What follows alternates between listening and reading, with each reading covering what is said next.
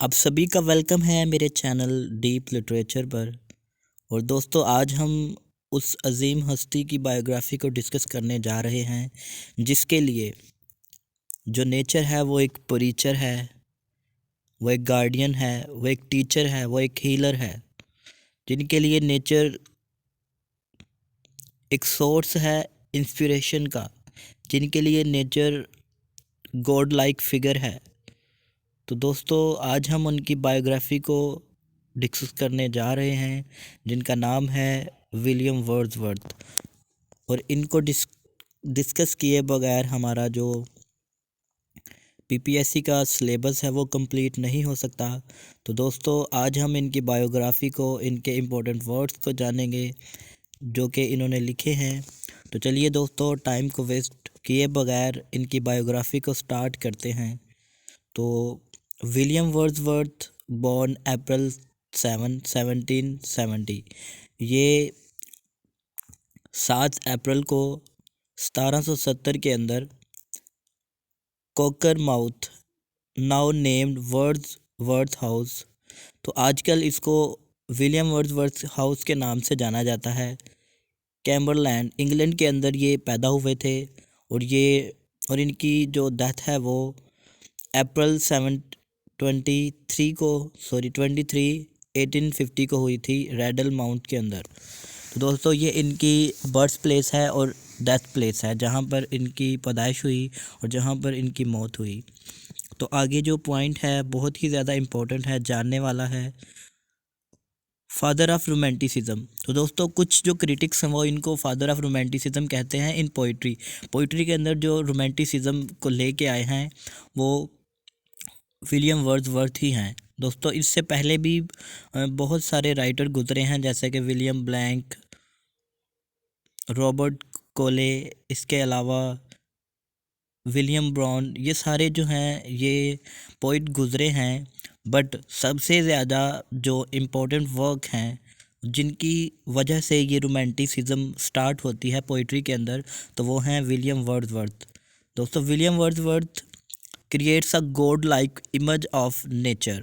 दोस्तों, ये God like image, यानी जो पुराने राइटर थे वो नेचर को एक ब्रूटैलिटी के तौर पर लेते थे, एक इवल सोर्स लेते थे। लेकिन जो हमारे राइटर हैं विलियम वर्ड्सवर्थ, इन्होंने नेचर को गॉड लाइक फिगर के तौर पर लिया है कि ये हमारे लिए हीलर है, हमें इन्जॉयमेंट देती है। दोस्तों, अगर आप बिल्कुल, ये सच बात है, अगर आप सुबह को सैर के लिए निकलते हैं तो आप देख सकते हो कि नेचर हमें कितनी ज़्यादा खूबसूरत लगती है और हमें एक हीलर की तरह है। दोस्तों, फॉर एग्जांपल अगर किसी को कोई प्रॉब्लम है, फॉर एग्जांपल अगर किसी को शुगर है, तो दोस्तों डॉक्टर्स यही कहते हैं कि आप सुबह को सैर किया करो तो आपकी ये प्रॉब्लम दूर हो सकती है। इस तरह की बहुत सारी प्रॉब्लम हैं जो कि दोस्तों, क्योंकि आजकल हम जो लोग हैं वो नेचर से बहुत ज़्यादा दूर हो चुके हैं, तो ये जो हमारे राइटर हैं ये नेचर को एज अ हीलर लेते हैं, ये बिल्कुल सच बात है। Nature thought out his poem, तो दोस्तों ये गॉड लाइक फिगर को लेते हैं, जैसे गॉड समझते हैं ना नेचर को, जैसे उन्होंने बनाया है बिल्कुल सेम उसकी तरह लेते हैं ये।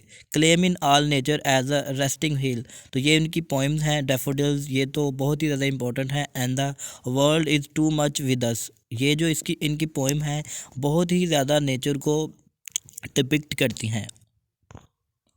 Wordsworth was born in lake district of northern England, ये नॉर्थर्न इंग्लैंड के अंदर जो लेक डिस्ट्रिक्ट था उसके अंदर ये पैदा हुए थे दोस्तों। और ये लेक को बहुत ही खूबसूरत अंदाज में अपनी पोइट्री के अंदर डिपिक्ट करते हैं।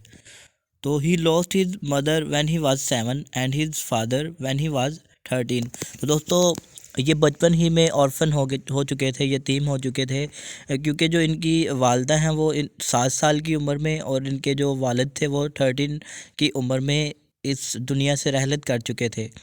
और दोस्तों, आपको बताता चलूँ कि ये जो हमारे राइटर हैं इनकी जो लाइफ थी बहुत ही ज़्यादा मिज़रेबल थी, बहुत ही ज़्यादा कठिन लाइफ थी इनकी। जब इनके वालिद की डेथ होती है इसके बाद, तो इनके जो वालिद हैं वो इनको स्कूल में भेजते हैं। He was sent to a grammar school at Hawkshead, दोस्तों इनको वहाँ पे हॉक्सशीड के अंदर भेजा गया था, स्कूल, ग्रामर स्कूल के अंदर फर्स्ट टाइम। और दोस्तों, आपको बताता चलूँ कि जो वहाँ की लेक थी, वहाँ की जो नदियाँ थी, English lakes could terrify as well as nature for him. तो दोस्तों नर्चर फॉर हिम कहते हैं कि जो जहाँ पे वो रह रहे थे लेक डिस्ट्रिक्ट के अंदर, उनके उसके अंदर जो लेक थी वो इसको ड्रॉनी लगती थी, और साथ ही साथ इसके लिए नर्चर थी, इसकी परवरिश के लिए बहुत ही ज़्यादा इंपॉर्टेंट कि हामिल है, क्योंकि जब इनके वालिद की डेथ होती है तो ये बहुत ही ज़्यादा उदास हो जाते हैं और अपनी जो लाइफ है उससे डिसअपॉइंट हो जाते हैं दोस्तों। और इसके बाद ये जो इनका जो सहारा बनता है तो वो सिर्फ़ और सिर्फ नेचर बनती है, सिर्फ़ और सिर्फ नेचर इनको ज़िंदगी देती है। इसलिए इन्होंने इतना ज़्यादा काम किया है दोस्तों, इतना ज़्यादा काम किया है कि इनकी वजह से एक मोमेंट क्रिएट हो गई है जो कि रोमांटिसिज्म के नाम से जानी जाती है। I grow up fostered like by beauty and bye fair. तो दोस्तों ये कह रहे हैं कि मैंने जो लेक हैं उसके मैं मैंने अपनी परवरिश पाई है। जब मैं अगर ग्रो अप हुआ हूँ तो दो चीज़ें हैं उसके अंदर, एक फेयर और दूसरा एक डर है, और दूसरा ब्यूटी। किसकी ब्यूटी है? वो जो लेक है जहाँ पे वो रहते हैं दोस्तों, नेचर की beauty. Their uncle prove to be hostile and intense insensitive toward them. दोस्तों जो जब इनके वालिद की डेथ हुई थी तो इनको इनके अंकल के पास छोड़ दिया गया था, लेकिन जो उनके अंकल थे वो उनके साथ इनसेंसिटिव थे, जिसकी वजह से जो विलियम वर्ड्सवर्थ है उसकी लाइफ में बहुत ज़्यादा प्रॉब्लम थी, इनको कहीं से भी प्यार नहीं मिला। तो दोस्तों जब एक इंसान को प्यार नहीं मिलता है छोटी उम्र में, तो वो एक ऐसी चीज़ के बारे में सोचता है, ऐसे सोर्स के बारे में सोचता है जिससे उसे इंस्पिरेशन मिल सके, जिससे उसको राहत मिल सके। तो वो चीज़ सिर्फ इसे नेचर के अंदर मिली है, सिर्फ और सिर्फ नेचर के अंदर दोस्तों। William Wordsworth moved on in 1787 to Saint John College Cambridge. तो 1787 के अंदर इनको सेंट जॉन कॉलेज के अंदर भेज दिया गया, जहाँ पर इन्होंने इतना ज़्यादा वर्क इनका वहाँ पे कह लो कि वहाँ पे भी इनका दिल नहीं था लगता दोस्तों। इसके बाद अगर इनकी लाइफ के टर्निंग पॉइंट देखें हम, तो टर्निंग पॉइंट इनकी लाइफ का स्टार्ट होता है जहाँ पर इन्होंने अपनी जो इंस्पिरेशन है पोइट्री के अंदर हासिल की, तो वो फ्रेंच रेवोल्यूशन है दोस्तों। जब ये कॉलेज की वोकेशन पर फ्रेंच के अंदर गए थे, फ्रांस गए थे अपनी जो समर वेकेशन है उनको स्पेंड करने के लिए।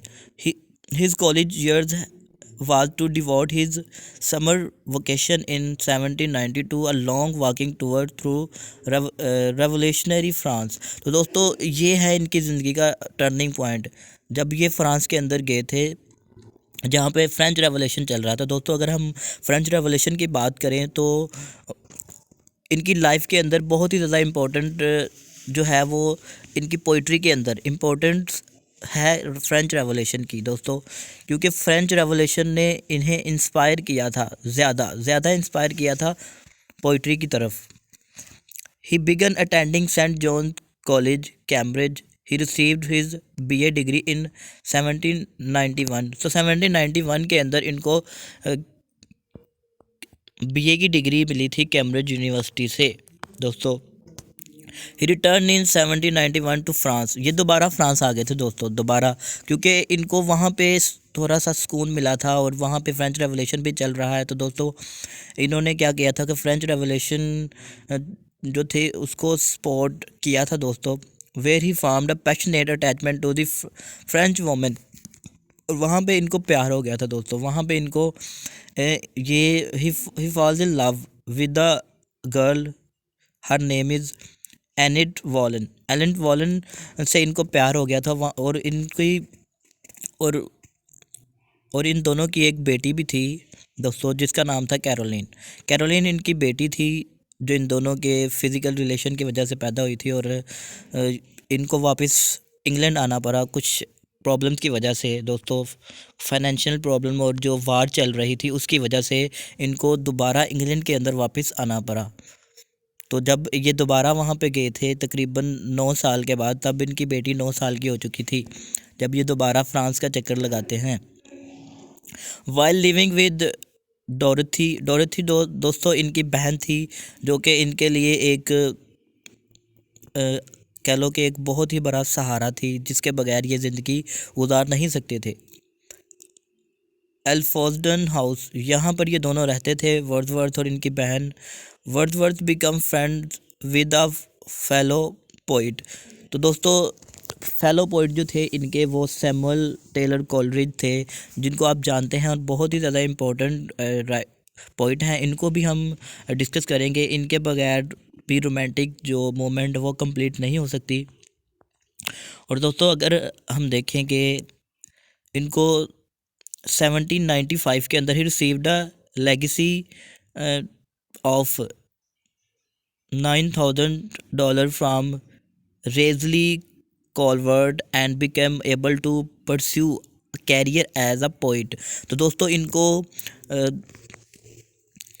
$900 मिले थे, जिसकी वजह से इन्होंने अपना जो कैरियर था वो स्टार्ट किया था पोइट्री के अंदर।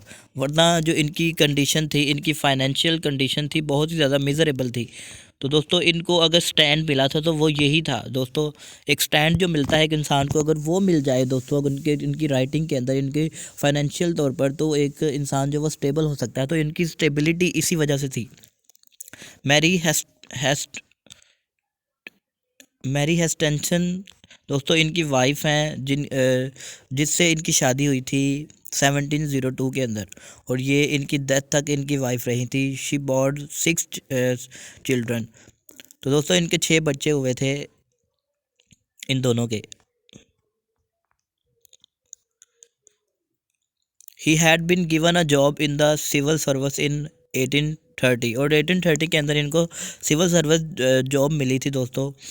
तो इनकी जो फाइनेंशियल कंडीशन थी वो तकरीबन ठीक हो चुकी थी इसके बाद।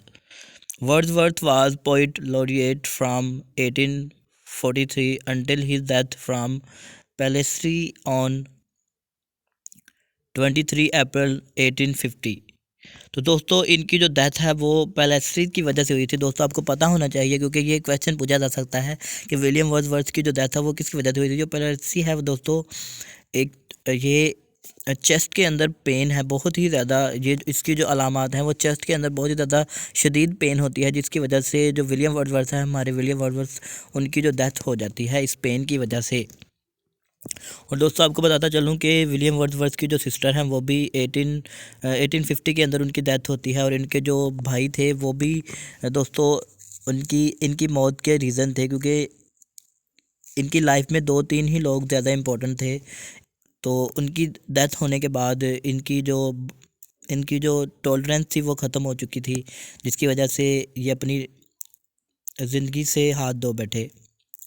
William Wordsworth died at home Rydal Mount from an aggravated case of pleurisy on 23 April 1850 को इनकी डेथ हुई थी चेस्ट में पेन की वजह से दोस्तों।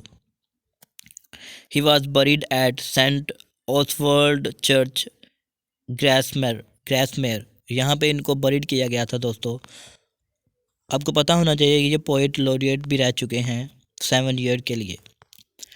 तो दोस्तों इनके जो इम्पोर्टेंट पॉइंट है वो मैंने यहाँ पे डिस्कस किए हैं, तो आप इनको देख सकते हैं। He conceived nature as a living personality, nature as a source of consolation and joy, nature as a great teacher, guardian and nurse. तो इसके लिए नेचर ये सारा कुछ थी दोस्तों। तो आगे हम इनके वर्क को डिस्कस करते हैं। तो दोस्तों इनके वर्क में सबसे जो पहला वर्क है वो है an evening walk and descriptive sketches in 1793 के अंदर दोस्तों इन्होंने ये वर्क लिख डाला था दोस्तों। तो इनका ये इतना इम्पोर्टेंट वर्क नहीं था, लेकिन इसके बाद जो इनके वर्क हैं बहुत ही ज़्यादा इम्पोर्टेंट हैं।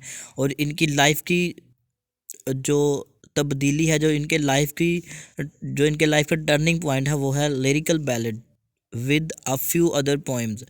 तो दोस्तों ये 1798 के अंदर आता है, जो कि रोमांटिक मोमेंट को स्टार्ट करता है। और बहुत सारे क्रिटिक्स कहते हैं कि जो रोमांटिसिज्म है वो 1798 के अंदर स्टार्ट हुआ था इनके फर्स्ट पब्लिकेशन के साथ। दोस्तों इनकी जो फर्स्ट पब्लिकेशन थी, जो इनको शोहरत की बुलंदियों पर ले गई, वो यही है, जिसके अंदर 23 पोइम थी दोस्तों।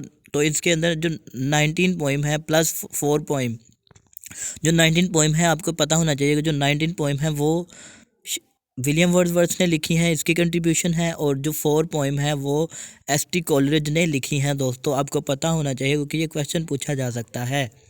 प्रीफेस, तो दोस्तों आपको बताता चलूँ कि ये जो लिरिकल बैलेड है इसका जो फर्स्ट एडिशन है, इसके टोटल 4 एडिशन है दोस्तों। तो आपको पता होना चाहिए कितने एडिशन है, इसके टोटल 4 हैं। जो फर्स्ट एडिशन है वो 1798 के अंदर दोस्तों